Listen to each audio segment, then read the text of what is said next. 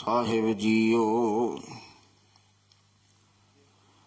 ਜਿਨ ਕੀਤੀ ਸੋ ਮੰਨਣਾ, ਕੋ ਸਾਲ ਜਿਵਾਹੇ ਸਾਲੀ।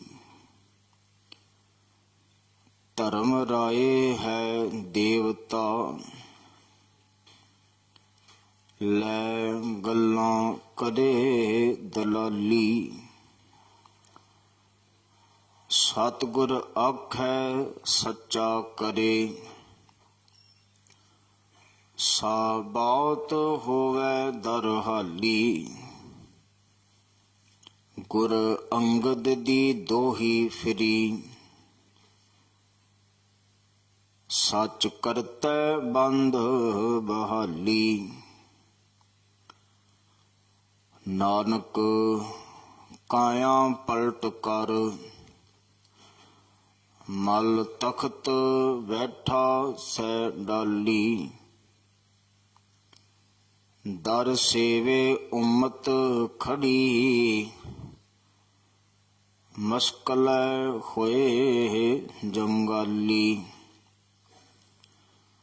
ਦਰ ਦਰਵੇਸ ਖਸਮ ਦੈ, ਨਾਏ ਸੱਚੈ ਬਾਣੀ ਲਾਲੀ। ਬਲਵੰਡ ਖੀਵੀ ਨੇਕ ਜਨ, ਜਿਸ ਬਹੁਤੀ ਛਾਉ ਪਤਰਾਲੀ। ਲੰਗਰ ਦੌਲਤ ਵੰਡੀਐ, ਰਸ ਅੰਮ੍ਰਿਤ ਖੀਰ ਘਿਆਲੀ। ਗੁਰ ਸਿੱਖਾਂ ਕੇ ਮੁਖ ਉਜਲੇ, ਮਨ ਮੁਖ ਥੀਏ ਪਰਾਲੀ। ਪਏ ਕਬੂਲ ਖਸਮ ਨਾਲ, ਜਾਂ ਕਾਲ ਮਰਦੀ ਘਾਲੀ। ਮਾਤਾ ਖੀਵੀ ਸਹ ਸੋਏ, ਜਿਨ ਗੋਏ ਉਠਾਲੀ। ਮਾਤਾ ਖੀਵੀ ਸਹ ਸੋਏ, ਜਿਨ ਗੋਏ ਉਠਾਲੀ। ਪਰਮ ਸਨਮਾਨਯੋਗ ਚਵਰ ਛਤਰ ਤਖਤ ਦੇ ਮਾਲਕ, ਹਾਜ਼ਰਾ ਹਜ਼ੂਰ ਜ਼ਾਹਰਾ ਜ਼ਹੂਰ ਸਰਬ ਕਲਾ ਭਰਪੂਰ, ਗਿਆਨ ਦੇ ਅਗੰਮੀ ਭੰਡਾਰ, ਗੁਰਤਾ ਗੱਦੀ ਤੇ ਸੁਭਾਏਮਾਨ ਧੰਨ ਸਾਹਿਬ ਸਤਿਗੁਰੂ ਗੁਰੂ ਗ੍ਰੰਥ ਸਾਹਿਬ ਮਹਾਰਾਜ ਪਾਤਸ਼ਾਹ ਜੀ ਕੀ ਮੁਬਾਰਕ ਪਾਵਨ ਪਵਿੱਤਰ ਹਜ਼ੂਰੀ ਅੰਦਰ ਸਾਹਿਬ ਕਮਾਲ ਸਰਵਨ ਸਦਾਨੀ ਅੰਮ੍ਰਿਤ ਕੇ ਦਾਤੇ ਕਲਗੀਧਰ ਪਾਤਸ਼ਾਹ ਧੰਨ ਗੁਰੂ ਗੋਬਿੰਦ ਸਿੰਘ महाराज पातशाह जी के पावन ऐतिहासिक स्थान गुरुद्वारा बादशाही बाग पातशाही 10वीं विखे ਆਪ ਸਮੂਹ ਸੰਗਤ ਸਜੇ ਹੋਏ ਅੰਮ੍ਰਿਤ ਵੇਲੇ ਦੇ ਦੀਵਾਨਾਂ ਦੀਆਂ ਹਾਜ਼ਰੀਆਂ ਭਰ ਕੇ ਲਾਹੇ ਪ੍ਰਾਪਤ ਕਰ ਰਹੇ ਹੋ। ਸਮਾਂ ਹੋਇਆ ਹੈ ਪਵਨ ਬਾਣੀ ਦੀ ਵਿਚਾਰ ਨਾਲ ਜੁੜਨ ਦਾ। ਗੁਰੂ ਬਖਸ਼ੀ ਫਤਿਹ ਸਾਂਝੀ ਕਰੋ, ਵਿਚਾਰ ਆਰੰਭ ਕਰੀਏ ਜੀ। ਸਾਰੇ ਆਖੋ ਜੀ ਵਾਹਿਗੁਰੂ ਜੀ ਕਾ ਖਾਲਸਾ ਵਾਹਿਗੁਰੂ ਜੀ ਕੀ ਫਤਿਹ। ਧੰਨ ਗੁਰੂ ਗ੍ਰੰਥ ਸਾਹਿਬ ਮਹਾਰਾਜ ਪਾਤਸ਼ਾਹ ਜੀ ਕੀ ਮਿਹਰਾਮਤ ਦੇ ਸਦਕਾ ਰਾਮਕਲੀ ਰਾਗ ਵਿੱਚੋਂ ਭਾਈ ਬਲਵੰਡ ਰਾਏ ਜੀ, ਭਾਈ ਸੱਤਾ ਜੀ, ਤਿੰਨਾਂ ਗੁਰਸਿੱਖਾਂ ਕੀ ਬਾਣੀ ਤਿਸ ਦੀ ਵਿਚਾਰ ਆਰੰਭ ਕੀਤੀ ਗਈ ਹੈ। 8 ਪੌੜੀਆਂ ਦੀ ਇਸ ਵਾਰ ਵਿੱਚੋਂ 2 ਪੌੜੀਆਂ ਦੀ ਵਿਚਾਰ ਅਸੀਂ ਕਰ ਚੁੱਕੇ ਹਾਂ। ਅੱਜ ਤੀਜੀ ਪੌੜੀ, ਜਿਸ ਦਾ ਹੁਣੇ ਆਪ ਜੀ ਨੇ ਪਾਠ ਸਰਵਣ ਕੀਤਾ ਹੈ, ਆਓ ਇਸ ਦੀ ਵਿਚਾਰ ਨਾਲ ਜੁੜਨਾ ਕਰੀਏ। ਇਸ ਤੀਜੀ ਪੌੜੀ ਵਿੱਚ ਵੀ ਭਾਈ ਬਲਵੰਡ ਰਾਏ ਜੀ ਨੇ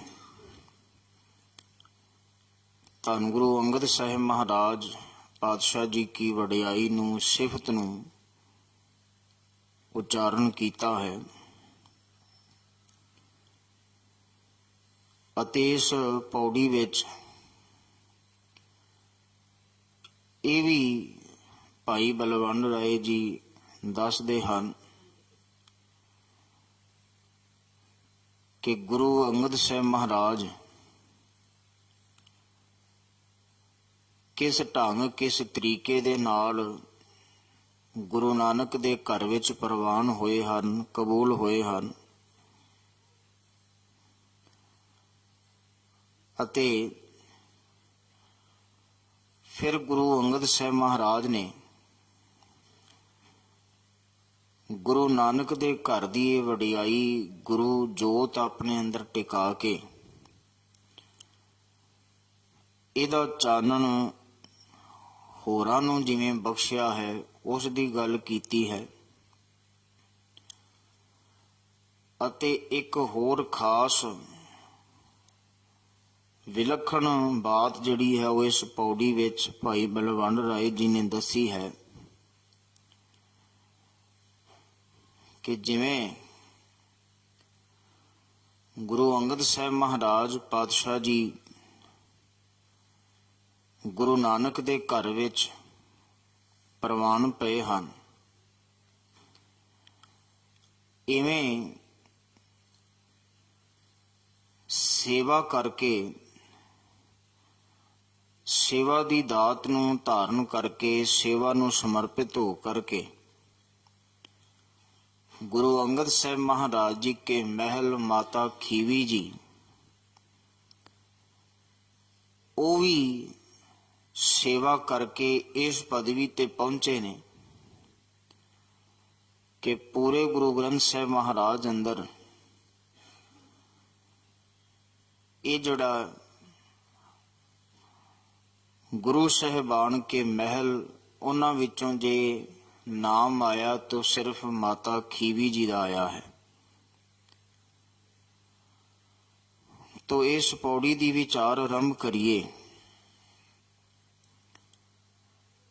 ਤੇ ਸ਼ੁਰੂਆਤ ਵਿੱਚ ਪੰਕਤੀ ਹੈ, ਜਿਨ ਕੀਤੀ ਸੋ ਮੰਨਣਾ ਕੋ ਸਾਲ ਜਿਵਾਹੇ ਸਾਲੀ। ਜਿਸ ਗੁਰੂ ਅੰਗਦ ਸਾਹਿਬ ਮਹਾਰਾਜ ਪਾਤਸ਼ਾਹ ਜੀ ਨੇ ਸੇਵਾ ਕੀਤੀ ਹੈ, ਹੁਕਮ ਨੂੰ ਮੰਨਣ ਦੀ ਘਾਲ, ਮਿਹਨਤ ਕਮਾਈ ਕੀਤੀ ਹੈ, ਜਿਹਦੇ ਨਾਲ ਉਹ ਮੰਨਣ ਯੋਗ ਹੋ ਗਏ, ਪ੍ਰਵਾਨ ਹੋ ਗਏ, ਉਹ ਸੇਵਾ, ਉਹ ਭਗਤੀ, ਉਹ ਹੁਕਮ ਮੰਨਣ ਦੀ ਮਰਿਆਦਾ ਸਾਨੂੰ ਵੀ ਸਿਖਾਉਂਦੇ ਹਨ। ਤੇ ਹੁਕਮ ਮੰਨਣ ਵੇਲੇ ਆਪਣੇ ਆਪ ਨੂੰ ਨਿਮਰਤਾ ਵਿੱਚ ਲੈ ਕਰਕੇ ਆਉਣਾ ਹੈ, ਇਹਦੀ ਬਾਤ ਸਾਨੂੰ ਸਿਖਾਉਂਦੇ ਹਨ। ਇਸ ਪਹਿਲੀ ਪੰਕਤੀ ਵਿੱਚ 2 ਫਸਲਾਂ ਦੇ ਨਾਮ ਦਿੱਤੇ ਹਨ। ਇੱਕ ਤੇ ਜੀਵਾਨ ਦੀ ਫਸਲ ਹੈ, ਜਿਹੜੀ ਉੱਚੇ ਥਾਂ ਤੇ, ਟਿੱਬਿਆਂ ਤੇ ਹੁੰਦੀ ਹੈ, ਤੇ ਇੱਕ ਦੂਜੀ ਫਸਲ ਮੁੰਜੀ ਦੀ ਹੈ, ਜਿਹੜੀ ਨੀਵੇਂ ਥਾਂ ਤੇ ਪਾਣੀ ਵਿੱਚ ਹੁੰਦੀ ਹੈ। ਤੇ ਜਿਹੜੀ ਇਹ ਮੁੰਜੀ ਨੀਵੇਂ ਥਾਂ ਤੇ ਪਾਣੀ ਵਿੱਚ ਹੁੰਦੀ ਹੈ, ਇਹਦੇ ਤੋਂ ਵਧੇਰੇ ਲਾਭ ਜਿਹੜਾ ਹੈ ਉਹ ਕਿਸਾਨ ਨੂੰ ਮਿਲਦਾ ਹੈ। ਇਹ ਵਧੇਰੇ ਪ੍ਰਫੁੱਲਤ ਹੁੰਦੀ ਹੈ। ਤੋ ਇੱਥੇ ਬਲਵੰਡ ਰਾਏ ਜੀ ਲਿਖਦੇ ਹਨ ਕਿ ਕੋ ਸਾਲ, ਸਾਲ ਦਾ ਅਰਥ ਹੈ ਸ੍ਰੇਸ਼ਟ। ਕੌਣ ਸ੍ਰੇਸ਼ਟ ਹੈ, ਜੀਵਾਂ ਜਾਂ ਸਾਲੀ? ਤੇ ਉਹਦੇ ਵਿੱਚ ਆਖਦੇ ਨੇ ਕਿ ਅਸਲ ਵਿੱਚ ਸਾਲੀ ਮੂੰਜੀ ਹੈ, ਜੋ ਨੀਵੇਂ ਥਾਂ ਤੇ ਪਲਦੀ ਹੈ, ਉਹ ਸ੍ਰੇਸ਼ਟ ਹੈ, ਉਹ ਚੰਗੀ ਹੈ, ਉਹ ਭਲੀ ਹੈ। ਗੁਰਮਤਿ ਦਾ ਸਿਧਾਂਤ ਗੁਰੂ ਨਾਨਕ ਸਾਹਿਬ ਮਹਾਰਾਜ ਨੇ ਵੀ ਬਾਣੀ ਅੰਦਰ ਬਖਸ਼ਿਆ। ਮਿੱਠਤ ਨੀਵੀਂ ਨਾਨਕਾ ਗੁਣ ਚੰਗਿਆਈਆਂ ਤਤ। ਮਿੱਠਤ ਨੀਵੀਂ, ਨੀਵੇਂ ਰਹਿਣ ਵਿੱਚ ਮਿਠਾਸ ਹੈ ਤੇ ਆਤਮਿਕ ਚੜ੍ਹਦੀ ਕਲਾ ਹੈ। ਫਿਰ ਗੁਰੂ ਸਾਹਿਬ ਬਾਣੀ ਵਿੱਚ ਇਹ ਵੀ ਕਿਰਪਾ ਕਰਕੇ ਆਖਦੇ ਨੇ ਕਿ ਜਿਵੇਂ ਕਿਸੇ ਤਕੜੀ ਦੇ ਛਾਬੇ ਵਿੱਚ ਕੋਈ ਵਸਤੂ ਪਾ ਕਰਕੇ ਤੋਲੀ ਜਾਵੇ ਤੇ ਛਾਬੇ ਦਾ ਜਿਹੜਾ ਪਾਸਾ ਨੀਵਾਂ ਹੋਵੇਗਾ, ਭਾਰਾ ਹੋਵੇਗਾ, ਉਹਦੀ ਕੀਮਤ ਵੱਧ ਹੈ। ਅਤੇ ਜਿਸ ਤਰ੍ਹਾਂ ਕਿਸੇ ਦਰਖਤ ਨੂੰ ਲੱਗਿਆ ਹੋਇਆ ਫਲ ਤੇ ਉਹਦੀਆਂ ਟਾਹਣੀਆਂ ਨੀਵੀਆਂ ਹੋ ਜਾਂਦੀਆਂ ਨੇ, ਫਲ ਨਾਲ ਭਰੇ ਹੋਏ ਦੀਆਂ ਟਾਹਣੀਆਂ ਨੀਵੀਆਂ ਹੋ ਜਾਂਦੀਆਂ ਨੇ, ਝੁਕ ਜਾਂਦੀਆਂ ਨੇ, ਤੇ ਉਹਨਾਂ ਦੀ ਕੀਮਤ ਹੈ। ਇਵੇਂ ਗੁਰੂ ਕੇ ਘਰ ਵਿੱਚ, ਗੁਰੂ ਦੇ ਦਰ ਵਿੱਚ ਸੇਵਾ ਉਹ ਜਿਹੜੀ ਨਿਮਰਤਾ ਵਿੱਚ ਰਹਿ ਕਰਕੇ ਕੀਤੀ ਜਾਵੇ, ਉਹਦੀ ਕੀਮਤ ਹੈ। ਜਿਹਨੂੰ ਬਾਣੀ ਦਾ ਬਚਨ ਮੈਂ ਸਾਂਝਾ ਕਰ ਰਿਹਾ ਸਾਂ ਕਿ ਨਿਵੈ ਸੋ ਗੌਰਾ ਹੋਏ, ਧਰਤਾ ਰਾਜੂ ਤੋਲੀਐ ਨਿਵੈ ਸੋ ਗੌਰਾ ਹੋਏ। ਜਿਹੜਾ ਤਰਾਜੂ ਵਿੱਚ ਧਰ ਕੇ ਤੋਲਿਆ ਜਾਂਦਾ ਤੇ ਜਿਹੜਾ ਨੀਵਾਂ ਰਵੇਗਾ, ਭਾਰਾ ਹੋਵੇਗਾ, ਹੇਠਾਂ ਰਵੇਗਾ, ਤੇ ਉਹਦੀ ਕੀਮਤ ਪੈਂਦੀ ਹੈ। ਤੋ ਇਸ ਤਰ੍ਹਾਂ ਹਜ਼ੂਰ ਗੁਰੂ ਅੰਗਦ ਸਾਹਿਬ ਮਹਾਰਾਜ ਪਾਤਸ਼ਾਹ ਜੀ ਕੀ ਉਸਤਤ ਭਾਈ ਬਲਵੰਡ ਰਾਏ ਜੀ ਲਿਖਦੇ ਨੇ ਕਿ ਗੁਰੂ ਅੰਗਦ ਸਾਹਿਬ ਮਹਾਰਾਜ ਜਿਨ੍ਹਾਂ ਨੇ ਹੁਕਮ ਮੰਨਣ ਦੀ ਮਰਿਆਦਾ ਨੂੰ ਨਿਭਾਇਆ ਹੈ ਤੇ ਉਹ ਸ੍ਰੇਸ਼ਟ ਹੋ ਗਏ ਨੇ ਨਿਮਰਤਾ ਵਿੱਚ ਰਹਿ ਕਰਕੇ। ਫਿਰ ਹੈ ਧਰਮ ਰਾਏ ਹੈ ਦੇਵਤਾ, ਲੈ ਗੱਲਾਂ ਕਰੇ ਦਲਾਲੀ। ਕਿ ਗੁਰੂ ਅੰਗਦ ਸਾਹਿਬ ਮਹਾਰਾਜ ਉਹ ਧਰਮ ਦਾ ਰਾਏ, ਧਰਮ ਦਾ ਰਾਜਾ ਬਣ ਗਏ ਹਨ, ਧਰਮ ਦਾ ਦੇਵਤਾ ਬਣ ਗਏ ਨੇ। ਹੁਣ ਗੁਰੂ ਅੰਗਦ ਸਾਹਿਬ ਮਹਾਰਾਜ ਦੀ ਸ਼ਰਨ ਵਿੱਚ ਸੰਗਤ ਆਉਂਦੀ, ਆਪਣੀ ਬੇਨਤੀ ਕਰਦੀ, ਅਰਜ਼ੋਈ ਕਰਦੀ ਹੈ, ਤੇ ਇਸ ਬੇਨਤੀ ਅਰਜ਼ੋਈ ਨੂੰ ਅਕਾਲ ਪੁਰਖ ਵਾਹਿਗੁਰੂ ਦੇ ਘਰ ਵਿੱਚ ਗੁਰੂ ਅੰਗਦ ਸਾਹਿਬ ਮਹਾਰਾਜ ਪਹੁੰਚਾਉਂਦੇ ਹਨ। ਕਰੇ ਦਲਾਲੀ, ਇਹ ਦਲਾਲੀ ਦਾ ਅਰਥ ਹੈ ਵਿਚੋਲਾਪਨ ਕਰਦੇ ਨੇ। ਜੋ ਬੇਨਤੀ ਗੁਰੂ ਕੋਲ ਕੀਤੀ ਜਾਂਦੀ ਉਹ ਖਸਮ ਦੇ ਘਰ ਵਿੱਚ, ਪ੍ਰਭੂ ਦੇ ਦਰ ਵਿੱਚ ਪ੍ਰਵਾਨ ਪੈਂਦੀ ਹੈ।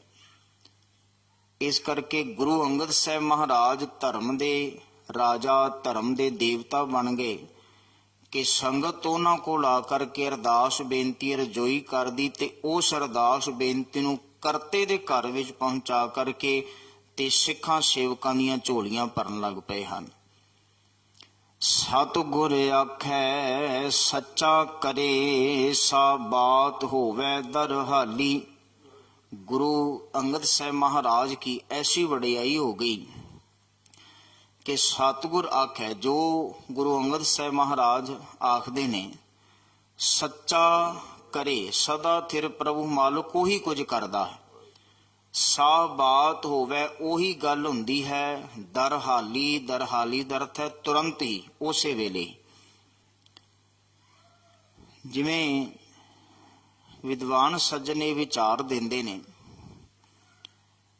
ਕਿ ਅਸੀਂ ਐਸਾ ਅਕਸਰ ਸੁਣਦੇ ਹਾਂ, ਕੋਈ ਫਲਾਣਾ, ਕੋਈ ਸੰਤ, ਕੋਈ ਮਹਾਂਪੁਰਖ ਅਜਿਹਾ ਸੁਣਿਆ ਜਾਂਦਾ ਵੀ ਉਹ ਜਿਹੜੇ ਪੂਰਨ ਪੁਰਖ ਨੇ, ਮਹਾਂਪੁਰਖ ਨੇ, ਉਹਨਾਂ ਦਾ ਬੋਲ ਬਹੁਤ ਥੋੜਾ ਹੁੰਦਾ ਹੈ, ਘੱਟ ਬੋਲਦੇ ਨੇ। ਅਸੀਂ ਅਕਸਰ ਐਸਾ ਸੁਣਦੇ ਨੇ ਕਿ ਉਹ ਬਹੁਤ ਘੱਟ ਬੋਲਦੇ ਨੇ, ਬਹੁਤ ਥੋੜਾ ਬੋਲਦੇ ਨੇ, ਤੇ ਆਖਦੇ ਨੇ ਵੀ ਜਿਨ੍ਹਾਂ ਨੇ ਉਹਨਾਂ ਦੀ ਸੰਗਤ ਮਾਣੀ ਹੈ ਤੇ ਉਸ ਸੰਗਤ ਵਿੱਚੋਂ ਉਹਨਾਂ ਦਾ ਤਜਰਬਾ ਇਹ ਪ੍ਰਾਪਤ ਹੋਇਆ ਵੀ ਜਿਹੜੇ ਰੱਬੀ ਪਿਆਰੇ ਘੱਟ ਬੋਲਦੇ ਨੇ, ਉਹਨਾਂ ਦੇ ਬੋਲਣ ਦਾ ਘੱਟ ਬੋਲਣ ਦਾ ਕਾਰਨ ਇਹ ਹੈ ਵੀ ਉਹ ਜਿੰਨਾ ਵੀ ਬੋਲਦੇ ਨੇ ਉਹ ਸੱਚ ਹੋ ਜਾਂਦਾ ਹੈ। ਇਸ ਕਰਕੇ ਉਹ ਤੋਲ ਕਰਕੇ ਬੋਲਦੇ ਨੇ ਵੀ ਜਿੰਨੇ ਕੁ ਬੋਲ ਨਾਲ ਭਲਾ ਹੋ ਸਕੇ। ਸਿਰਫ ਉਹਨਾਂ ਕੁ ਬੋਲਦੇ ਨੇ ਜਿਹਦੇ ਨਾਲ ਕੁੱਲ ਕਾਇਨਾਤ ਦਾ ਭਲਾ ਹੋਣਾ ਹੈ। ਇਸ ਕਰਕੇ ਇੱਥੇ ਵੀ ਭਾਈ ਬਲਵੰਡ ਰਾਏ ਜੀ ਆਖਦੇ ਨੇ, ਸਤਿਗੁਰ ਆਖੈ ਸੱਚਾ ਕਰੇ। ਜੋ ਗੁਰੂ ਅੰਗਦ ਸਾਹਿਬ ਮਹਾਰਾਜ ਆਖ ਦਿੰਦੇ ਨੇ, ਕਰਤੇ ਪ੍ਰਭੂ ਨੂੰ ਵੀ ਉਹ ਪ੍ਰਵਾਨ ਪੈਂਦਾ ਹੈ। ਸਾਫ ਬਾਤ ਹੋਵੇ ਉਹੀ ਬਾਤ ਹੁੰਦੀ ਹੈ, ਦਰਹਾਲੀ ਤੁਰੰਤ ਹੀ ਉਸੇ ਵੇਲੇ ਹੀ। ਫਿਰ ਗੁਰ ਅੰਗਦ ਦੀ ਦੋਹੀ ਫਿਰੀ, ਸੱਚ ਕਰਤੈ ਬੰਦ ਬਹਾਲੀ। ਜਿਵੇਂ ਗੁਰੂ ਨਾਨਕ ਸਾਹਿਬ ਮਹਾਰਾਜ ਪਾਤਸ਼ਾਹ ਜੀ ਕੀ ਉਸਤਤ ਵਡਿਆਈ ਹਰ ਇੱਕ ਥਾਂ ਤੇ ਹੋਣ ਲੱਗ ਪਈ, ਜਿਹਨੂੰ ਹਵਾਲੇ ਦੇ ਤੌਰ ਤੇ ਭਾਈ ਗੁਰਦਾਸ ਜੀ ਵੀ ਲਿਖਦੇ ਨੇ, ਘਰ ਘਰ ਬਾਬਾ ਗਾਵੀਐ। ਹਰ ਇੱਕ ਘਰ ਵਿੱਚ ਬਾਬੇ ਨੂੰ ਗਾਇਆ ਜਾਂਦਾ ਹੈ। ਹਰ ਇੱਕ ਘਰ ਵਿੱਚ ਗੁਰੂ ਨਾਨਕ ਦੀ ਉਸਤਤ ਹੋ ਰਹੀ ਹੈ। ਕਿਤੇ ਕੋਈ ਤੁਲੰਬੇ ਦੀ ਧਰਤੀ ਤੇ ਉਡੀਕ ਰਿਹਾ, ਕਿਤੇ ਕੋਈ ਸ਼੍ਰੀਲੰਕਾ ਦੀ ਧਰਤੀ ਤੇ ਉਡੀਕ ਰਿਹਾ ਗੁਰੂ ਨਾਨਕ ਸਾਹਿਬ ਮਹਾਰਾਜ ਨੂੰ, ਕਿਤੇ ਤਿੱਬਤ ਵਿੱਚ, ਚੀਨ ਵਿੱਚ ਉਡੀਕਾਂ ਹੋ ਰਹੀਆਂ ਨੇ। ਗੁਰੂ ਨਾਨਕ ਮਹਾਰਾਜ ਕੀ ਵਡਿਆਈ ਹਰ ਇੱਕ ਥਾਂ ਤੇ ਹੋਣ ਲੱਗ ਪਈ, ਹਰ ਇੱਕ ਥਾਂ ਤੇ ਜਾਣਨ ਲੱਗ ਪਏ।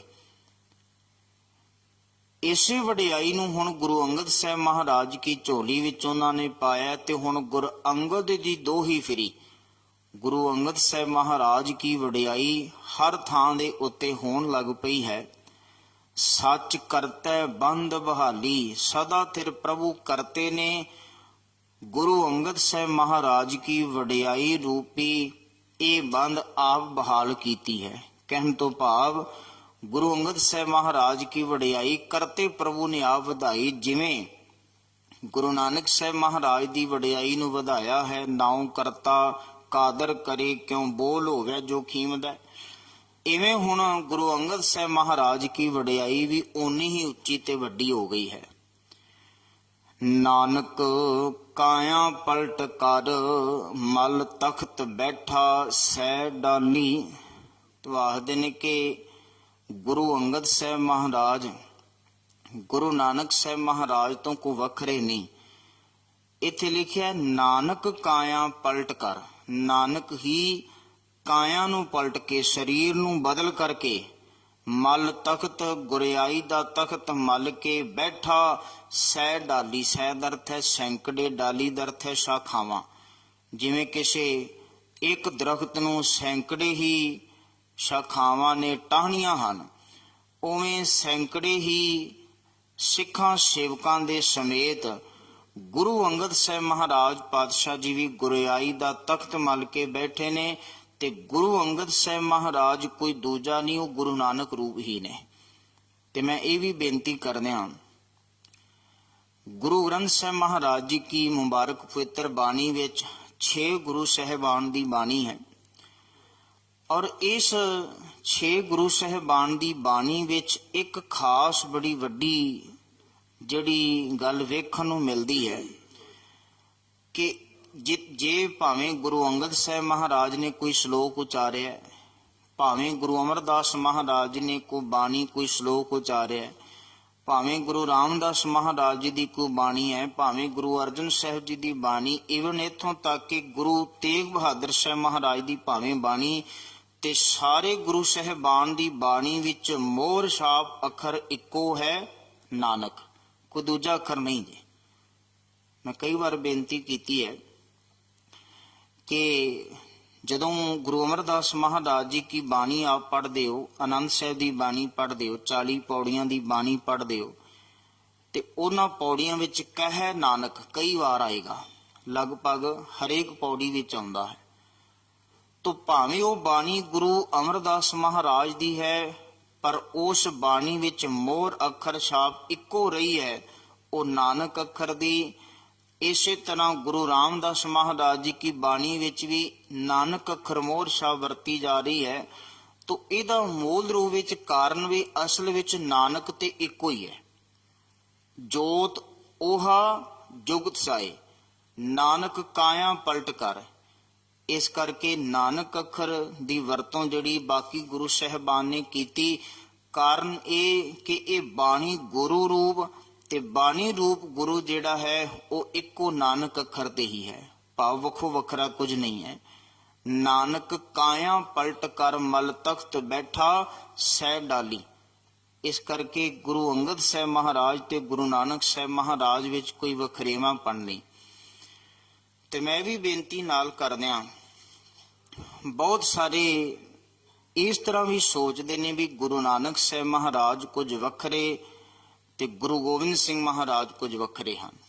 ਕਈਆਂ ਦੀ ਵਿਚਾਰਧਾਰਾ ਸੋਚ ਕੁਝ ਐਸੀ ਹੈ, ਪਰ ਜੇ ਮੂਲ ਰੂਪ ਵਿੱਚ ਅਸੀਂ ਗੁਰੂ ਨਾਨਕ ਸਾਹਿਬ ਮਹਾਰਾਜ ਤੋਂ ਲੈ ਕਰਕੇ ਸਾਰੇ ਗੁਰੂ ਸਾਹਿਬਾਨ ਦਾ ਜੀਵਨ ਪੜ੍ਹੀਏ ਤੇ ਸਾਨੂੰ ਜਿਹੜਾ ਹੈ ਇਹ ਗੱਲ ਪੂਰਨ ਤੌਰ ਤੇ ਸਮਝ ਆ ਜਾਵੇਗੀ ਵੀ ਗੁਰੂ ਨਾਨਕ ਦਾ ਹੀ ਰੂਪ ਗੁਰੂ ਗੋਬਿੰਦ ਸਿੰਘ ਮਹਾਰਾਜ ਹਨ। ਅਸੀਂ 10 ਪਾਤਸ਼ਾਹੀਆਂ ਦੀ ਜੇ ਜੋਤ ਗੁਰੂ ਗ੍ਰੰਥ ਸਾਹਿਬ ਮਹਾਰਾਜ ਨੂੰ ਆਖਦੇ ਹਾਂ ਤੇ ਉਹ ਜੋਤ ਇੱਕੋ ਹੀ ਹੈ। ਉਹੀ ਜੋਤ ਗੁਰੂ ਨਾਨਕ ਸਾਹਿਬ ਮਹਾਰਾਜ ਜੀ ਅੰਦਰ ਹੈ ਤੇ ਉਹੀ ਜੋਤ ਧੰਨ ਗੁਰੂ ਗੋਬਿੰਦ ਸਿੰਘ ਮਹਾਰਾਜ ਜੀ ਦੇ ਅੰਦਰ ਹੈ। ਇਹਦੀ ਮੈਂ ਬੇਨਤੀ ਵੀ ਆਪ ਜੀ ਦੇ ਨਾਲ ਸਾਂਝੀ ਕਰਦੇ ਹਾਂ। ਗੁਰੂ ਨਾਨਕ ਸਾਹਿਬ ਮਹਾਰਾਜ ਪਾਤਸ਼ਾਹ ਜੀ ਵੀ ਜਪਜੀ ਸਾਹਿਬ ਦੀ ਬਾਣੀ ਦੀ ਗੱਲ ਕਰਦੇ ਤੇ ਤੁਸੀਂ ਵੇਖੋ ਧੰਨ ਗੁਰੂ ਗੋਬਿੰਦ ਸਿੰਘ ਮਹਾਰਾਜ ਸਰਸਾ ਨਦੀ ਦੇ ਕਿਨਾਰੇ ਦੇ ਉੱਤੇ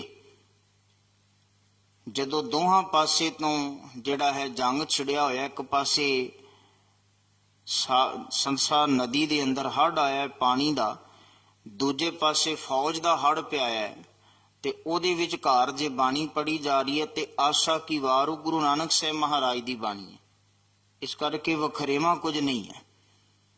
ਫਿਰ ਇਸੇ ਢੰਗ ਦੇ ਨਾਲ ਭਾਈ ਬਲਵੰਡ ਰਾਏ ਜੀ ਨੇ ਲਿਖਿਆ ਕਿ ਨਾਨਕ ਕਾਇਆ ਪਲਟ ਕਰ ਮਲ ਤਖਤ ਬੈਠਾ ਸਹਿ ਡਾਲੀ। ਫਿਰ ਅੱਗੇ ਹੈ ਜੀ, ਦਰ ਸੇਵੇ ਉਮਤ ਖੜੀ ਮਸ਼ਕਲ ਹੋਏ ਜੰਗਾਲੀ। ਗੁਰੂ ਅੰਗਦ ਸਾਹਿਬ ਮਹਾਰਾਜ ਜੀ ਦੇ ਦਰ ਤੇ, ਉਮਤ ਦਾ ਅਰਥ ਹੈ ਬਹੁਤ ਸਾਰੀ ਸੰਗਤ, ਸਾਰੀ ਲੋਕਾਈ ਆਖੀਏ, ਸੇਵੇ ਸੇਵਾ ਕਰ ਰਹੀ ਹੈ, ਖੜੀ ਸਾਵਧਾਨ ਸੁਚੇਤ ਹੋ ਕਰਕੇ। ਦਰ ਸੇਵੇ ਉਮਤ ਖੜੀ, ਸੰਗਤ ਸਾਵਧਾਨ ਹੋ ਕਰਕੇ ਗੁਰੂ ਅੰਗਦ ਸਾਹਿਬ ਮਹਾਰਾਜ ਜੀ ਦੇ ਦਰ ਤੇ ਵੀ ਉਵੇਂ ਸੇਵਾ ਕਰ ਰਹੀ ਹੈ। ਮਸ਼ਕਲ ਹੋਏ ਜੰਗਾਲੀ, ਇਹ ਅੱਖਰ ਇਸ ਬਾਣੀ ਵਿੱਚ ਨਵਾਂ ਹੈ ਤੇ ਇਸ ਨੂੰ ਥੋੜਾ ਜਿਹਾ ਧਿਆਨ ਦੇ ਨਾਲ ਅਸੀਂ ਸਮਝ ਲਈਏ ਤੇ ਸਾਨੂੰ ਅੱਜ ਇਸ ਪੰਕਤੀ ਵਿੱਚੋਂ ਸੇਵਾ ਦਾ ਇੱਕ ਹੋਰ ਵਿਸ਼ੇਸ਼ ਗੁਣ ਪ੍ਰਾਪਤ ਹੋਣ ਲੱਗਾ ਹੈ। ਭਾਈ ਬਲਵੰਡ ਰਾਏ ਜੀ ਆਖਦੇ ਨੇ ਕਿ ਸੇਵਾ ਬਿਲਕੁਲ ਇਸ ਤਰ੍ਹਾਂ ਹੈ ਜਿਵੇਂ ਲੋਹੇ ਨੂੰ ਜੰਗਾਲ ਲੱਗਾ ਹੋਵੇ ਤੇ ਉਸ ਜੰਗਾਲ ਨੂੰ ਲਾਉਣ ਵਾਸਤੇ ਜਿਵੇਂ ਕੋਈ ਰੇਗਮਾਰ ਅਸੀਂ ਵਰਤਦੇ ਹਾਂ, ਉਹਦੇ ਨਾਲ ਉਹਦਾ ਜੰਗਾਲ ਉਤਾਰਿਆ ਜਾਂਦਾ ਹੈ। ਇਵੇਂ ਜਿਸ ਵਿਅਕਤੀ ਦੇ ਜੀਵਨ ਵਿੱਚ ਮਾਇਆ ਦਾ, ਉੱਚ ਅਹੁਦੇਦਾਰੀ ਦਾ, ਹੰਕਾਰ ਰੂਪੀ ਜੰਗਾਲ ਲੱਗਾ ਹੋਵੇ, ਉਹਨੂੰ ਸੇਵਾ ਰੂਪੀ ਰੇਗਮਾਰ ਦੇ ਨਾਲ ਉਤਾਰਿਆ ਜਾਂਦਾ ਹੈ। ਸੇਵਾ ਜਿਹੜੀ ਹੈ ਉਸ ਦੇ ਅੰਦਰ ਦੇ ਹੰਕਾਰ ਨੂੰ ਖਤਮ ਕਰ ਦਿੰਦੀ ਹੈ। ਇਹ ਇੰਜ ਹੈ, ਮਸ਼ਕਲ ਹੋਏ ਜੰਗਾਲੀ, ਜਿਵੇਂ ਜੰਗਾਲੇ ਹੋਏ ਨੂੰ ਮਸ਼ਕਲਾ ਉਸ ਰੇਗਮਾਰ ਨੂੰ ਕਹਿੰਦੇ ਨੇ ਤੇ ਉਹਦੇ ਨਾਲ ਉਹ ਸਾਫ਼ ਕਰ ਦਿੱਤਾ ਜਾਂਦਾ ਹੈ। ਇਵੇਂ ਆਖਦੇ ਨੇ ਕਿ ਦਰ ਸੇਵੇ ਉਮਤ ਖੜੀ। ਗੁਰੂ ਅੰਗਦ ਸਾਹਿਬ ਮਹਾਰਾਜ ਪਾਤਸ਼ਾਹ ਜੀ ਤੁਹਾਡੇ ਦਰ ਦੇ ਉੱਤੇ ਬਹੁਤ ਸਾਰੀ ਲੋਕਾਈ ਸੁਚੇਤ ਹੋ ਕਰਕੇ ਸੇਵਾ ਵੀ ਕਰ ਰਹੀ ਹੈ ਤੇ ਸੇਵਾ ਕਰ ਕਰਕੇ ਨਿਰਹੰਕਾਰ ਹੋ ਕਰਕੇ ਜਾਂਦੀ ਹੈ। ਸੇਵਾ ਕਰ ਕਰਕੇ ਉਹਨਾਂ ਦੇ ਅੰਦਰੋਂ ਹੰਕਾਰ ਜਿਹੜਾ ਹੈ ਉਹ ਦੂਰ ਚਲਿਆ ਜਾਂਦਾ ਹੈ।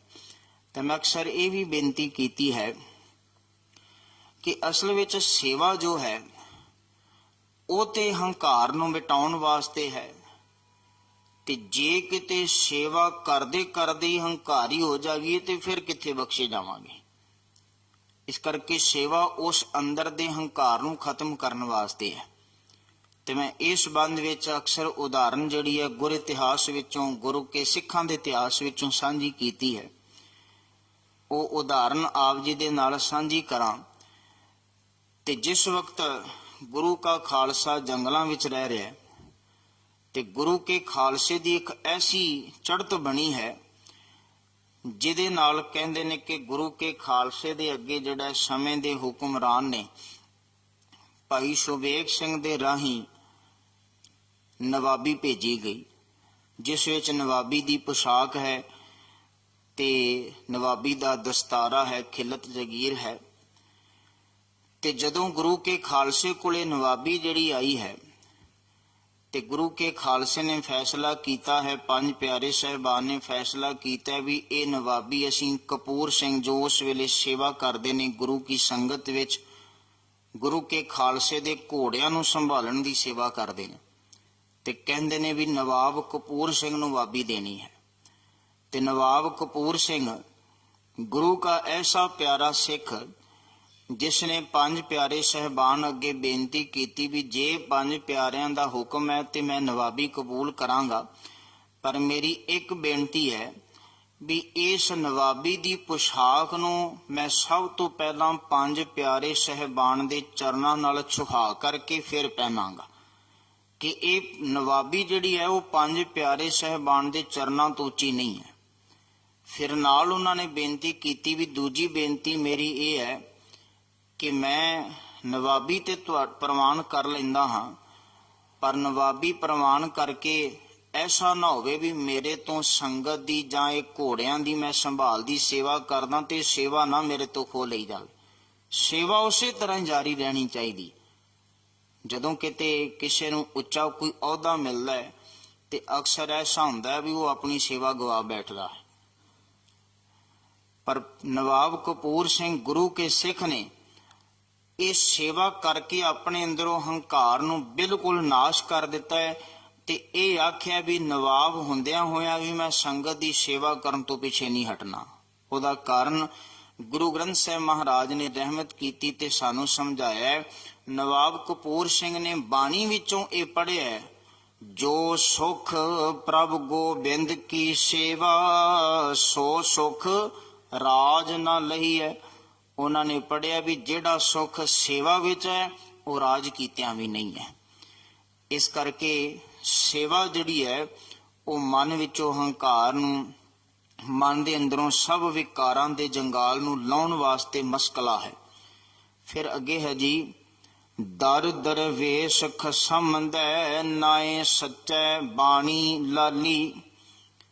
ਗੁਰੂ ਅੰਗਦ ਸਾਹਿਬ ਮਹਾਰਾਜ ਜੀ ਕੀ ਉਸਤਤ ਵਿੱਚ ਫਿਰ ਭਾਈ ਬਲਵੰਡ ਰਾਏ ਜੀ ਲਿਖਦੇ ਨੇ ਕਿ ਗੁਰੂ ਅੰਗਦ ਸਾਹਿਬ ਮਹਾਰਾਜ ਖਸਮ ਅਕਾਲ ਪੁਰਖ ਵਾਹਿਗੁਰੂ ਮਾਲਕ ਦੇ ਘਰ ਦੇ ਦਰਵੇਸ਼ ਹਨ, ਫਕੀਰ ਹਨ, ਤੇ ਗੁਰੂ ਨਾਨਕ ਦੇ ਘਰ ਵਿੱਚੋਂ ਉਹਨਾਂ ਨੂੰ ਪ੍ਰਭੂ ਮਾਲਕ ਦਾ ਨਾਮ ਮਿਲਿਆ ਤੇ ਇਸ ਨਾਏ ਸੱਚੈ ਬਾਣੀ ਲਾਲੀ, ਉਹਨਾਂ ਦੇ ਨਾਲ ਉਹਨਾਂ ਦੇ ਚਿਹਰੇ ਤੇ ਬਾਣੀ ਦਾ ਨਾਮ ਦਾ ਲਾਲ ਰੰਗ ਚੜ ਗਿਆ ਹੈ।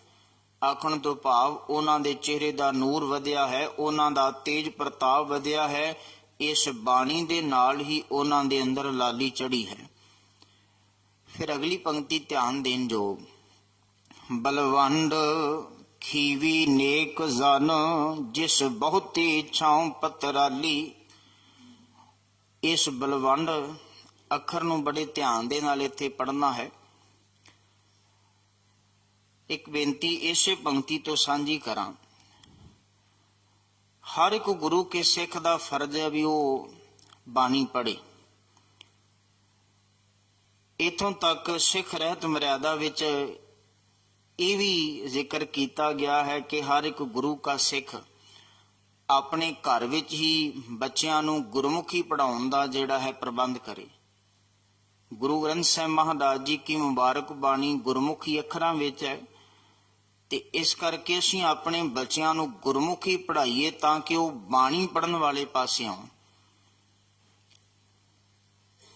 ਤੇ ਬਾਣੀ ਪੜ੍ਹਨ ਵਾਲੇ ਜਿਹੜੇ ਬਾਣੀ ਪੜ੍ਹਦੇ ਨੇ, ਮੈਂ ਉਹਨਾਂ ਦੇ ਚਰਨਾਂ ਵਿੱਚ ਬੇਨਤੀ ਰੱਖਣੀ ਚਾਹੁੰਦਾ ਹਾਂ ਕਿ ਜੀ ਸਦਕੇ ਰਜ ਰਜ ਕੇ ਅਸੀਂ ਬਾਣੀ ਪੜ੍ਹਨੀ ਹੈ, ਪਰ ਬਾਣੀ ਪੜ੍ਹਦਿਆਂ ਪੜ੍ਹਦਿਆਂ ਇੱਕ ਯਤਨ ਅਸੀਂ ਪਹਿਲਾਂ ਇਹ ਕਰਨਾ ਹੈ ਕਿ ਬਾਣੀ ਨੂੰ ਪੜ੍ਹਨ ਦਾ ਢੰਗ ਤਰੀਕਾ ਵੀ ਸਿੱਖਣਾ ਹੈ।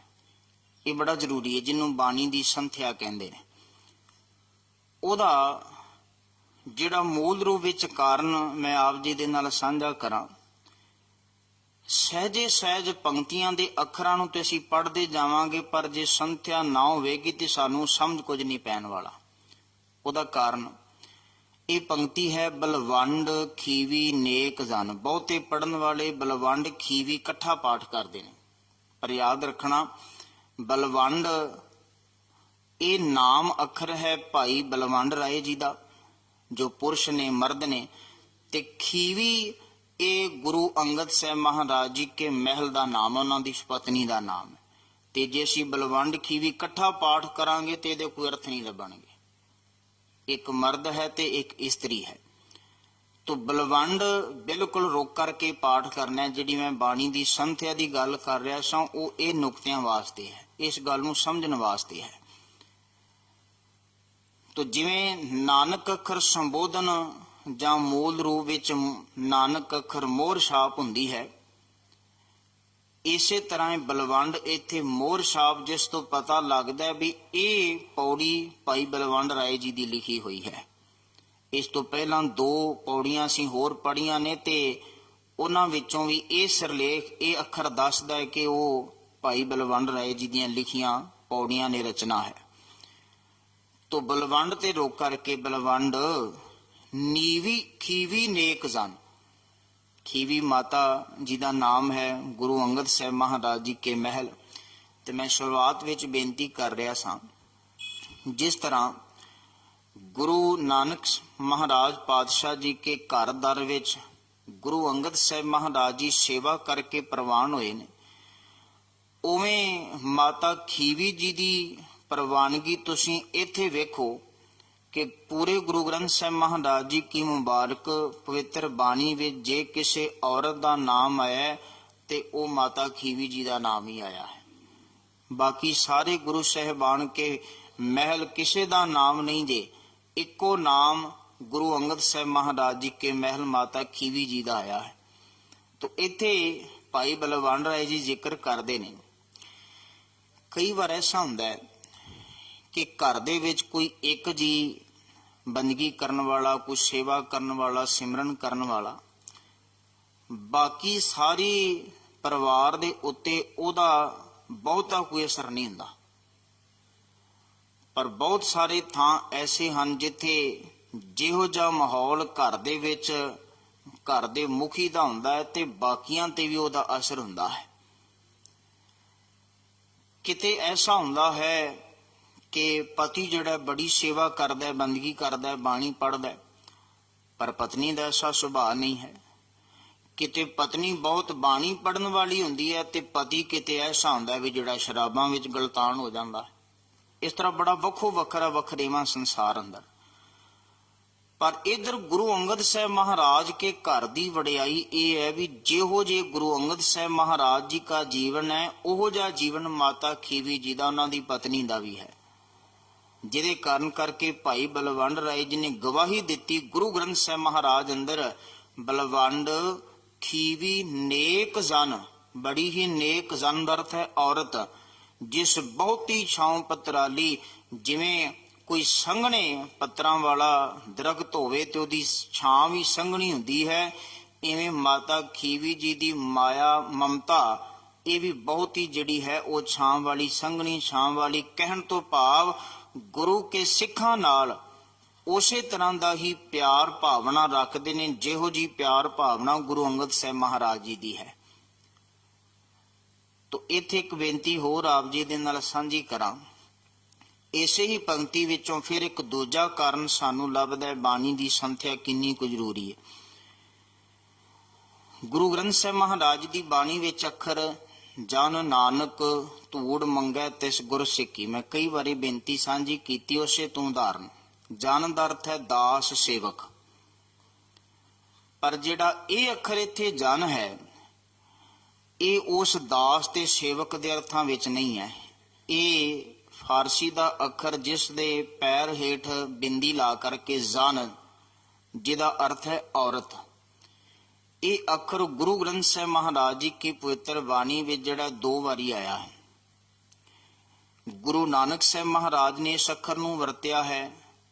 ਯਕ ਅਰਜ ਗੁਫਤਮ ਪੇਸ਼ ਤੋ ਦਰਗੋਸ਼ ਕੁਨ ਕਰਤਾਰ, ਉਸ ਸ਼ਬਦ ਦੇ ਵਿੱਚ ਅਖੀਰ ਵਿੱਚ ਹੈ ਇਹ ਅੱਖਰ ਜਿਹੜਾ ਹੈ ਵਰਤਿਆ ਜਾਂਦਾ ਹੈ। ਤੇ ਦੂਜੀ ਵਾਰੀ ਇਹ ਇੱਥੇ ਬਲਵੰਡ ਖੀਵੀ ਨੇਕ ਜਨ, ਜਿਹੜਾ ਗੁਰੂ ਨਾਨਕ ਸਾਹਿਬ ਮਹਾਰਾਜ ਨੇ ਅੱਖਰ ਵਰਤਿਆ ਹੈ ਤਿਲੰਗ ਰਾਗ ਦਾ ਪਹਿਲਾ ਸ਼ਬਦ ਹੈ ਜਨ ਪੇਸਰ ਪਦਰ ਬਿਰਾਦਰਾਂ ਕਸ਼ ਦੇ ਨੇਸ਼ ਦਸਤੰਗੀ। ਜਨ ਦਾ ਅਰਥ ਇਸਤਰੀ, ਪੇਸਰ ਦਾ ਅਰਥ ਹੈ ਪਿਤਾ ਰੂਪ। ਤੋ ਇਵੇਂ ਜਨ ਤੇ ਜਨ ਇਹ ਦੋਵੇਂ ਅਲੱਗ-ਅਲੱਗ ਉਚਾਰਨ ਤੇ ਦੋਵਾਂ ਦੇ ਅਰਥਾਂ ਵਿੱਚ ਵੀ ਬੜਾ ਫਰਕ ਹੈ। ਇਸ ਕਰਕੇ ਬਾਣੀ ਦੀ ਸੰਥਿਆ ਦੇ ਇਹ ਨੁਕਤੇ ਜਿਹੜੇ ਨੇ ਉਹ ਬੜੇ ਧਿਆਨ ਵਿੱਚ ਰੱਖਣ ਯੋਗ ਹਨ। ਤੋ ਇਸ ਤੋਂ ਅੱਗੇ ਬਲਵੰਡ ਰਾਏ ਜੀ ਲਿਖਦੇ ਨੇ ਲੰਗਰ ਦੌਲਤ ਵੰਡੀਐ ਰਸ ਅੰਮ੍ਰਿਤ ਖੀਰ ਘਿਆਲੀ। ਆਖਣ ਲੱਗੇ ਨੇ ਧਿਆਨ ਦੇਵੋ ਤੇ ਸੁਣੋ, ਮਾਤਾ ਖੀਵੀ ਜੀ ਜਿਹੜੀ ਸੇਵਾ ਕਰਦੇ ਨੇ ਉਸ ਸੇਵਾ ਦਾ ਜ਼ਿਕਰ ਜਿਹੜਾ ਹੈ ਉਹ ਇੱਥੇ ਬਾਣੀ ਵਿੱਚ ਵੀ ਲਿਖ ਦਿੱਤਾ ਗਿਆ ਹੈ।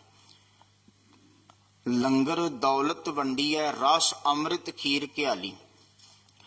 ਆਖਣ ਲੱਗੇ ਨੇ ਗੁਰੂ ਅੰਗਦ ਸਾਹਿਬ ਮਹਾਰਾਜ ਜੀ ਕੀ ਮਿਹਰ ਸਦਕਾ ਉਸ ਵੇਲੇ ਦੇ ਚੱਲਦੇ ਲੰਗਰ ਵਿੱਚ ਗੁਰੂ ਕੇ ਸਿੱਖਾਂ ਵਾਸਤੇ ਮਾਤਾ ਖੀਵੀ ਜੀ ਐਸੀ ਅੰਮ੍ਰਿਤਮਈ ਰਸਮਈ ਖੀਰ ਤਿਆਰ ਕਰਦੇ ਨੇ ਜਿਸ ਵਿੱਚ ਘਿਓ ਪਾਇਆ ਜਾਂਦਾ ਹੈ। ਰਸ ਅੰਮ੍ਰਿਤ ਖੀਰ ਘਿਆਲੀ, ਘਿਓ ਵਾਲੀ ਖੀਰ। ਤੇ ਮੈਂ ਜਦੋਂ ਵੀ ਇਸ ਬਾਣੀ ਦੀ ਵਿਚਾਰ ਜਿੱਥੇ ਵੀ ਕੀਤੀ ਹੈ ਤੇ ਬੇਨਤੀ ਸੰਗਤ ਦੇ ਸਾਹਮਣੇ ਰੱਖੀ ਹੈ ਕਿ ਅੱਜ ਵੀ ਤੁਹਾਡੇ ਵਿੱਚੋਂ ਜਿਹੜਾ ਵੀ ਖਡੂਰ ਸਾਹਿਬ ਦੀ ਪਾਵਨ ਧਰਤੀ ਤੇ ਸਤਿਗੁਰੂ ਕੇ ਉਸ ਪਾਵਨ ਸਥਾਨ ਦੇ ਦਰਸ਼ਨ ਕਰਨ ਜਾਏਗਾ ਤੇ ਉਹਨੂੰ ਉੱਥੋਂ ਇਹ ਗੱਲ ਜਿਹੜੀ ਹੈ ਪ੍ਰਤੱਖ ਜ਼ਾਹਰਾ ਮਿਲਦੀ। ਉੱਥੇ ਅੱਜ ਵੀ ਇਹ ਖੀਰ ਵਾਲਾ ਲੰਗਰ ਸਦਾ ਹੀ ਚੱਲਦਾ ਰਹਿੰਦਾ ਹੈ ਤੇ ਨੇੜੇ ਨੇੜੇ ਦੇ ਪਿੰਡਾਂ ਨੇ ਆਪੋ ਆਪਣੀ ਵਾਰੀ ਬੰਨੀ ਹੈ, ਉਹ ਖੀਰ ਤਿਆਰ ਕਰਕੇ ਲਿਆਉਂਦੇ ਨੇ ਤੇ ਹਰ ਰੋਜ਼ ਖੀਰ ਦੇ ਲੰਗਰ ਉੱਥੇ ਚੱਲਦੇ ਨੇ। ਤੋ ਉਹ ਸੇਵਾ ਭਾਵਨਾ ਜਿਹੜੀ ਹੈ ਅੱਜ ਵੀ ਉਹਨਾਂ ਥਾਵਾਂ ਦੇ ਉੱਤੇ ਗੁਰੂ ਕੇ ਸਿੱਖਾਂ ਵਿੱਚ ਉਹ ਦਿਸਦੀ ਹੈ। ਤੇ ਮੈਂ ਇੱਕ ਬੇਨਤੀ ਵੀ ਨਾਲ ਕਰਦਿਆਂ, ਗੁਰ ਕੇ ਇਤਿਹਾਸ ਵਿੱਚੋਂ ਲੰਗਰ ਵੰਡਣ ਦੀ ਗੱਲ ਜਿਹੜੀ ਹੈ ਉਹ ਸਭ ਤੋਂ ਪਹਿਲਾਂ ਸ਼ੁਰੂਆਤ ਸੱਚਾ ਸੌਦਾ ਗੁਰੂ ਨਾਨਕ ਸਾਹਿਬ ਮਹਾਰਾਜ ਤੇ ਆ ਦੂਜਾ ਜਿਹੜਾ ਜ਼ਿਕਰ ਹੈ ਉਹ ਬਲਵੰਡ ਖੀਵੀ ਨੇਕ ਜਨ ਜਿਸ ਵਿੱਚ ਲੰਗਰ ਦੌਲਤ ਵੰਡੀ ਹੈ ਰਸ ਅੰਮ੍ਰਿਤ ਖੀਰ ਘਿਆਲੀ। ਜਦੋਂ ਇਸ ਬਾਣੀ ਦੀ ਪੰਕਤੀ ਨੂੰ ਪੜ੍ਹਿਆ ਤੇ ਇੱਕ ਧਿਆਨ ਇਸ ਪਾਸੇ ਗਿਆ ਕਿ ਗੁਰੂ ਨਾਨਕ ਸਾਹਿਬ ਮਹਾਰਾਜ ਨੇ ਖਲਕਤ ਕਾਇਨਾਤ ਨੂੰ ਆਪਣੇ ਸ਼ਬਦਾਂ ਵਿੱਚ ਆਖਿਆ ਸੋ ਕਿਉ ਮੰਦਾ ਆਖੀਐ ਜਿਤ ਜੰਮੈ ਰਾਜਾਨ। ਇਸਤਰੀ ਜਾਤ ਨੂੰ ਮੰਦਾ ਨਹੀਂ ਆਖਣਾ। ਤੇ ਗੁਰੂ ਅੰਗਦ ਸਾਹਿਬ ਮਹਾਰਾਜ ਨੇ ਆਪਣੇ ਮਹਿਲ ਮਾਤਾ ਖੀਵੀ ਜੀ ਨੂੰ ਲੰਗਰ ਦੀ ਉਹ ਬਾਲਟੀ ਫੜਾ ਕਰਕੇ ਇਹ ਵੱਡਾ ਰੁਤਬਾ ਦਿੱਤਾ ਹੈ ਤੇ ਨਾਲ ਉਸ ਪੂਰਨਿਆਂ ਤੇ ਉਸ ਅੱਖਰਾਂ ਤੇ ਪੂਰਨੇ ਪਾਏ ਹਨ ਜਿਹਦੇ ਨਾਲ ਕਿ ਇਸਤਰੀ ਵੀ ਜਿਹੜੀ ਹੈ ਉਹ ਸੇਵਾ ਵਿੱਚ ਅੱਗੇ ਵਧੇ। ਇਹਨਾਂ ਜਿਹੜਾ ਹੈ ਸਿਧਾਂਤਕ ਪੱਖ ਇਸ ਬਾਣੀ ਦੇ ਵਿੱਚ ਇਸ ਪੰਕਤੀ ਵਿੱਚ ਹੈ, ਜਿਹਦੇ ਵਿੱਚ ਗੁਰੂ ਨਾਨਕ ਸਾਹਿਬ ਮਹਾਰਾਜ ਜੀ ਜੇ ਆਵਾਜ਼ ਬੁਲੰਦ ਕਰਦੇ ਨੇ ਤੇ ਗੁਰੂ ਅੰਗਦ ਸਾਹਿਬ ਮਹਾਰਾਜ ਉਸੇ ਜੁਗਤੀ ਨੂੰ ਜੋ ਤੋਹਾ ਜੁਗਤ ਸਾਏ ਤੇ ਇਸਤਰੀ ਜਾਤ ਦੇ ਅਹੁਦੇ ਨੂੰ ਉੱਚਾ ਰੱਖਣ ਵਾਸਤੇ ਤੇ ਫਿਰ ਇਹ ਲੰਗਰ ਦੀ ਬੜੀ ਵੱਡੀ ਜ਼ਿੰਮੇਵਾਰੀ ਉਹ ਮਾਤਾ ਖੀਵੀ ਜੀ ਨੂੰ ਦਿੱਤੀ ਹੈ। ਫਿਰ ਮੈਂ ਨਾਲ ਹੀ ਬੇਨਤੀ ਕਰਦਿਆਂ, ਗੁਰੂ ਨਾਨਕ ਦੇ ਘਰ ਦੀ ਜੋਤ ਉਹ ਹੈ ਜੁਗਤ ਸਾਏ ਹੈ ਤੇ ਗੁਰੂ ਅੰਗਦ ਸਾਹਿਬ ਮਹਾਰਾਜ ਨੇ ਮਾਤਾ ਖੀਵੀ ਜੀ ਨੂੰ ਵਡਿਆਈ ਦਿੱਤੀ ਲੰਗਰਾਂ ਵਿੱਚ ਤੇ ਗੁਰੂ ਅਮਰਦਾਸ ਮਹਾਰਾਜ ਪਾਤਸ਼ਾਹ ਜੀ ਨੇ ਰਹਿਮਤ ਕੀਤੀ ਤੇ ਮੌਕੇ ਦੇ ਹੁਕਮਰਾਨ ਤੋਂ ਇੱਕ ਕਾਨੂੰਨ ਬਣਵਾਇਆ ਕਿ ਕਿਸੇ ਵੀ ਇਸਤਰੀ ਦੇ ਭਰਤੇ ਦੇ ਚੜਾਈ ਕਰ ਜਾਣ ਤੇ ਉਸ ਨੂੰ ਨਾਲ ਸਤੀ ਨਹੀਂ ਹੋਣਾ ਪਵੇਗਾ। ਇਹ ਗੁਰੂ ਅੰਗਦ ਸਾਹਿਬ ਮਹਾਰਾਜ ਪਾਤਸ਼ਾਹ ਜੀ ਨੇ ਆਵਾਜ਼ ਬੁਲੰਦ ਕੀਤੀ ਹੈ। ਇਸ ਕਰਕੇ ਗੁਰੂ ਨਾਨਕ ਦੇ ਘਰ ਦੀ ਜੋਤ ਉਹੀ ਜੁਗਤੀ ਸਾਈ ਹੈ, ਭਾਵ ਉਹ ਸਿੱਖਿਆ ਸਦਾ ਹੀ ਉਹੋ ਜੀ ਵਰਤੀ ਰਹੀ ਹੈ, ਜੁਗਤੀ ਉਹੋ ਜੀ ਵਰਤੀ ਰਹੀ ਹੈ। ਤੋ ਇੱਥੇ ਲੰਗਰ ਦੌਲਤ ਵੰਡੀ ਹੈ ਰਸ ਅੰਮ੍ਰਿਤ ਖੀਰ ਘਿਆਲੀ। ਇਸ ਬੰਦ ਵਿੱਚ ਅਗਲੀ ਬੇਨਤੀ, ਉਹ ਉਸ ਵੇਲੇ ਇਹ ਘਿਓ ਵਾਲੀ ਖੀਰ ਕਹਿਣ ਦਾ ਭਾਵ ਹੈ ਸਰੀਰ ਰਿਸ਼ਟ ਪੁਸ਼ਟ ਰਵੇ। ਅੱਜ ਲੰਗਰਾਂ ਵਿੱਚ ਉਹੋ ਜਿਹਾ ਹਿਸਾਬ ਹਾਲਾਂਕਿ ਵੈਰਾਈਟੀਆਂ ਤੇ ਬਹੁਤ ਵੱਧ ਗਈਆਂ ਨੇ, ਪਰ ਉਹਨਾਂ ਦੇ ਵਿੱਚ ਜਿਹੜਾ ਹੈ ਸਾਡੇ ਸਰੀਰ ਨੂੰ ਕੋਈ ਚੰਗੀ ਤਾਕਤ ਮਿਲੇ ਇਸ ਦੀ ਗੁਣਵੱਤਾ ਘਟ ਗਈ ਜੇ। ਸਾਡੇ ਕੀ ਕਰ ਰਹੇ ਆ ਅਸੀਂ, ਜਿਹੜਾ ਵੀ ਆ ਚੌਮੀਨ ਦੇ ਤੇ ਸਮੋਸਿਆਂ ਦੇ ਲੰਗਰ, ਇਹ ਕਿੱਥੋਂ ਅਸੀਂ ਆਪਣੇ ਲੈ ਆਂਦੇ ਨੇ? ਲੰਗਰ ਗੁਰੂ ਕੇ ਨਹੀਂ ਜੇ। ਹਾਲਾਂਕਿ ਇਹ ਵੇਖਾ ਵੇਖੀ ਬੜਾ ਜ਼ੋਰ ਚੱਲ ਪਿਆ ਹਰ ਪਾਸੇ, ਇੱਥੇ ਵੀ ਹੁੰਦਾ, ਤੁਹਾਨੂੰ ਵੀ ਪਤਾ ਹੈ, ਪਰ ਅਸਲ ਦੇ ਅੰਦਰ ਜਿਹੜਾ ਇਹ ਲੰਗਰ ਗੁਰੂ ਨਾਨਕ ਦੇ ਘਰ ਦੇ ਨਹੀਂ ਹਨ। ਗੁਰੂ ਨਾਨਕ ਦੇ ਘਰ ਦਾ ਉਹ ਲੰਗਰ ਜਿਹੜਾ ਖਾ ਕਰਕੇ ਤੇ ਬੰਦਗੀ ਵਾਲੇ ਪਾਸੇ ਜੁੜਿਆ ਜਾ ਸਕੇ। ਪਰ ਇੱਥੇ ਜਦੋਂ ਅਸੀਂ ਸਵਾਦਾਂ ਵਿੱਚ ਪੈ ਗਏ, ਰਸਾਂ ਵਿੱਚ ਪੈ ਗਏ, ਤੇ ਉਦੋਂ ਉਹਨਾਂ ਸਟਾਲਾਂ ਤੇ ਲੰਬੀਆਂ ਲੰਬੀਆਂ ਲਾਈਨਾਂ ਲੱਗ ਜਾਂਦੀਆਂ ਨੇ। ਤੇ ਜ਼ਿਆਦਾਤਰ ਵੇਖਿਆ ਜਾਂਦਾ ਦਰਬਾਰ ਵਿੱਚ ਜਿੱਥੇ ਗੁਰੂ ਕੇ ਸ਼ਬਦ ਦਾ ਲੰਗਰ ਵਰਤ ਰਿਹਾ, ਇੱਥੇ ਕੋਈ ਬੈਠਾ ਹੀ ਨਹੀਂ ਹੁੰਦਾ। ਇਸ ਕਰਕੇ ਸਵਾਦ ਅਸੀਂ ਜੀਵ ਦੇ ਚਸਕਿਆਂ ਨੇ ਸਿਧਾਂਤ ਨੂੰ ਵੀ ਜਿਹੜਾ ਹੈ ਉਹ ਕਿਨਾਰਾ ਕਰਾ ਦਿੱਤਾ ਹੈ। तो मैं अगली बेनती सांझी करा। गुर सिखा के मुख उजले मन मुख थिए पराली। गुरु नानक साहब महाराज दे घर दी वडियाई नूं गुरु अंगद साहब महाराज ने होर वड्डा कीता, होर उच्चा कीता, जिहदे नाल गुरु के सिखां दे ते मुख उजल हो गए, ओ ते प्रसन्न होए, पर जिहड़े मनमुख सन ओ पराली हो गए। पराली ओ जिस विचों दाणे झाड़ लए जांदे ने ते खाली छिलके बचदे ने। इंज आखिए भी मनमुखां दे अंदर ईरखा बची रही ते ओ पराली वर्गे हो गए, पर गुरु के सिख जिहड़े उन्हां दे मुख उजले हो गए। ये सच है कि सच दी बात, सच वडियाई दी गल ओ गुरु के सिखां दे मुख उजल करदी है, पर जिन्हां व्यक्तियां नूं सच चुभदा है ओ मनमुख थिए पराली इस अवस्था ते पहुंचदे हन। फिर अगे है जी, पए कबूल खसम नाल जां काल मरदी काली। जिहड़ी बेनती शुरुआत विच कीती सी, गुरु अंगद साहब महाराज गुरु नानक दे घर विच किवें प्रवान होए, ते इत्थे ओ सानू हवाला मिलिया, पए कबूल खसम नाल। गुरु नानक साहब महाराज जी दे नाल उन्हां दे घर विच कबूल हो गए गुरु अंगद साहब महाराज। किवें? ਜਾਂ ਕਾਲ ਮਰਦੀ ਕਾਲੀ, ਮਰਦਾਂ ਵਾਲੀ ਕਾਲ, ਭਾਵ ਸੇਵਾ ਦੀ ਮਿਹਨਤ ਮੁਸ਼ੱਕਤ ਕੀਤੀ ਤੇ ਉਹਦੇ ਨਾਲ ਜਿਹੜਾ ਹੈ ਉਹ ਪ੍ਰਭੂ ਮਾਲਕ ਦੇ ਘਰ ਵਿੱਚ ਪ੍ਰਵਾਨ ਹੋ ਗਏ। ਤੇ ਪ੍ਰਵਾਨਗੀ ਵਾਸਤੇ ਗੁਰੂ ਕੇ ਸ਼ਬਦ ਦੀ ਇਹ ਕਾਲ ਕਮਾਈ ਸਾਨੂੰ ਕਰਨੀ ਚਾਹੀਦੀ ਹੈ। ਆਖਰੀ ਪੰਕਤੀ, ਮਾਤਾ ਖੀਵੀ ਸ਼ਹ ਸੋਏ ਜਿਨ ਗੋਏ ਉਠਾਲੀ। तो आखते हैं कि माता खीवी शह सोए, माता खीवी दे शौहर खसम मालक प्रभु जी ओ जिन गोए उठाली, भाव गुरु अंगद साहब महाराज दी वडियाई कि जिन्हां ने सारी धरती दा भार चुक लिया। कहन तो भाव कुल कायनात नूं तारन वास्ते हुण जिम्मेवारी गुरु नानक साहब महाराज तो अगे गुरु अंगद साहब महाराज नूं मिली, ते इस जिम्मेवारी नूं गुरु अंगद साहब महाराज ने बखूबी निभाया। ਤੇ ਉਹਨਾਂ ਦੇ ਘਰ ਦਰ ਵਿੱਚ ਵੀ ਜਿਨ੍ਹਾਂ ਨੇ ਸੇਵਾ ਕੀਤੀ ਹੈ, ਬੰਦਗੀ ਕੀਤੀ, ਸਿਮਰਨ ਕੀਤਾ ਹੈ, ਉਹ ਪ੍ਰਭੂ ਮਾਲਕ ਦੇ ਘਰ ਵਿੱਚ ਪ੍ਰਵਾਨ ਹੋ ਗਏ। ਤੋ ਤੀਜੀ ਪੌੜੀ ਵਿੱਚ ਭਾਈ ਬਲਵੰਡ ਰਾਏ ਜੀ ਨੇ ਜੋ ਸਿਧਾਂਤਕ ਬਚਨ ਸਾਡੇ ਨਾਲ ਸਾਂਝਾ ਕੀਤਾ ਹੈ, ਤੇ ਆਖਦੇ ਹਨ ਕਿ ਜੋ ਸੇਵਾ ਕਰਕੇ ਨਿਮਰਤਾ ਵਿੱਚ ਰਹਿੰਦਾ ਹੈ ਉਹ ਪ੍ਰਭੂ ਦੇ ਘਰ ਵਿੱਚ, ਰੱਬ ਦੇ ਘਰ ਵਿੱਚ, ਗੁਰੂ ਦੇ ਘਰ ਵਿੱਚ ਪ੍ਰਵਾਨ ਪੈਂਦਾ ਹੈ। फिर गुरु अंगद साहब महाराज जदों प्रवान पे ने ते उन्हां दा बचन भी सच्चा हो गया है। सतगुर आखे सच्चा करे, वो बात गुरु नानक दे घर विच जिहड़ी सच हुंदी सी ओ हुण गुरु अंगद साहब महाराज दे मुख तो निकलिया बचन भी उसे तरह ही सच हो निबड़दा है। ते फिर अगे जिक्र कीता कि सेवा जदों करनी है ते सेवा दे ना कर करके अपने अंदरों माया दा, विकारां दा ते होर हंकार रूपी जंगाल लाउणा है। ते फिर गुरु के लंगरां विच जिहड़ा है ये साफ सुथरा लंगर होवे ते जिस नाल शरीर जिहड़े ने तंदुरुस्त रह सकन, ओह जे गुरु के लंगर होण। ते अखीर विच आखिया कि गुरु के सिखां दे मुख तदों उजले हुंदे ने जदों गुरु दी वडियाई सुणदे ने, गुरु घर दा सिद्धांत सुणदे ने, गुरु की बख्शिश नूं माणदे ने। पर मनमुखां दा हाल जिहड़ा है वो पराली वर्गा फोका हो जांदा है। ते पए कबूल खसम नाल जां काल मरदी काली, माता खीवी शह सोए जिन गोए उठाली। तो सारी धरती दा भार गुरु अंगद साहब महाराज ने उठाया। धन गुरु अंगद साहब महाराज पातशाह जी के चरनां ते नमस्कार। ਤੇ ਗੁਰੂ ਅੰਗਦ ਸਾਹਿਬ ਮਹਾਰਾਜ ਜੀ ਦਾ ਬਚਨ ਅਸੀਂ ਚੇਤੇ ਵਿੱਚ ਰੱਖੀਏ ਤੇ ਉਹਨਾਂ ਆਖਿਆ, ਜਿਸ ਪਿਆਰੇ ਸਿਉ ਨੇ ਤਿਸ ਆਗੈ ਮਰ ਚਲੀਐ। ਆਪਣੇ ਆਪ ਨੂੰ ਇਸੇ ਤਰ੍ਹਾਂ ਗੁਰੂ ਕੇ ਘਰ, ਗੁਰੂ ਦੇ ਦਰ ਵਿੱਚ ਅਸੀਂ ਜਿਹੜਾ ਹੈ ਉਹ ਪ੍ਰਵਾਨ ਕਰਾਉਣ ਵਾਸਤੇ ਗੁਰੂ ਕੀ ਸੇਵਾ ਨੂੰ, ਗੁਰੂ ਕੇ ਬਚਨ ਨੂੰ ਕਮਾਈ ਵਿੱਚ ਲੈ ਕਰਕੇ ਆਈਏ।